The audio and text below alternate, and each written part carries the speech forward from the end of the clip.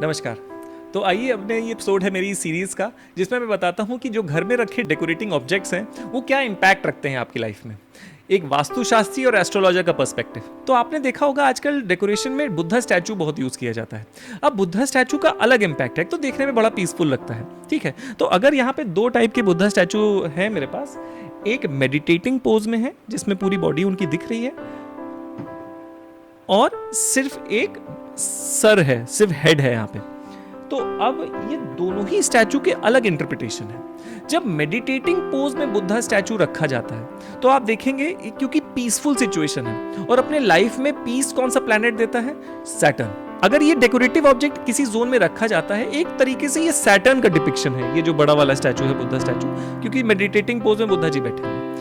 आपके लाइफ में अगर सैटर्न पॉजिटिव इंपैक्ट रखता है, कोई अच्छी चीजों की जिम्मेदारी लिए हुए है, तो ये उस चीज को इनेबल करेंगे। जिस चीज में आपको रिलैक्सेशन चाहिए, अगर माइंड आपका बहुत विचार चलते रहते हैं उसमें, तो ये मेडिटेटिंग बुद्धा का स्टैचू आप नॉर्थ ईस्ट जोन में भी रख सकते हैं। अब जो सिर्फ हेड है, ये डिपिक्शन हो जाता है राहु प्लैनेट का। अब राहु जिस दिशा में ये आप स्टैचू रखेंगे, उस पर्सपेक्टिव में, उस दिशा में आपका अटेंशन जाने लगेगा। जैसे अगर आपने इस स्टैचू को वेस्ट की दिशा में रखा, तो आपका अटेंशन जाने लगेगा प्रॉफिट्स कैसे और जनरेट करे जा सके। तो जिस दिशा में ये हेड रखा जाएगा, वहां आपका भी अटेंशन जाएगा।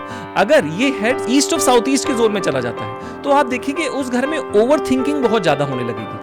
तो ये जो डेकोरेटिव ऑब्जेक्ट्स हैं, एक अलग अलग इंपैक्ट रखते हैं जोन की एट्रीब्यूट को लेके, और ये जो इमोशन को डिपिक्ट कर रहे हैं, जो मटेरियल का ऑब्जेक्ट है, वो भी बड़ा मैटर करता है। कैसे इसको पॉजिटिवली यूटिलाइज करा जा सकता है, तो इसके लिए मैंने अपनी एस्ट्रो सॉर्ट रिपोर्ट निकाली है। उसमें मैंने अलग अलग प्लैनेट, जैसे मैंने उसमें बताया है कि आपके लाइफ में सैटर्न ने क्या पॉजिटिव इंपैक्ट लिया है। जब सैटर्न का टाइम पीरियड महादशा या अंतरदशा आएगी, तो क्या पॉजिटिव इंपैक्ट आने वाला है या नेगेटिव आने वाला है। उसमें मैंने बताया है कि इस डेकोरेटिव, ऐसे टाइप के डेकोरेटिव ऑब्जेक्ट, जैसे सैटर्न के लिए हम लोग भोलेनाथ का फोटो भी यूज कर सकते हैं, जिस फोटो में भोलेनाथ पहाड़ में बैठे हुए हैं, ठंडक, क्योंकि सैटर्न को ठंडक से भी रिलेट किया जाता है।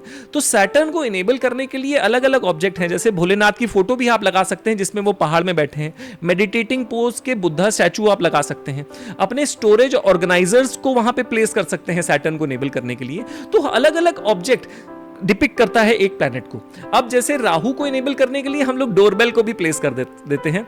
और राहु को इनेबल करना है तो ये जो बुद्धा जी का जो सिर्फ हेड है, इसको भी प्लेस करके इनेबल करा जा सकता है। आपने देखा होगा एक स्टैचू होता है गांधी मार्च का, जिसमें गांधी जी आगे चल रहे हैं और पीछे पूरी बटालियन है। तो वो जब स्टैचू प्लेस किया जाता है, तो वो भी राहु का डिपिक्शन होता है, लीडरशिप का डिपिक्शन होता है। तो ऐसे ही ऐसे सारे ऑब्जेक्ट्स जो आपके लाइफ में है, जो 9 प्लैनेट्स हैं, कहां कहां किस तरीके के ऑब्जेक्ट्स आप प्लेस करके अपने प्लैनेट को इनेबल कर सकते हैं, और किन किन दिशाओं में क्या कलर अवॉइड करना चाहिए, ये भी उसी रिपोर्ट में इंक्लूडेड है। Thank you so much.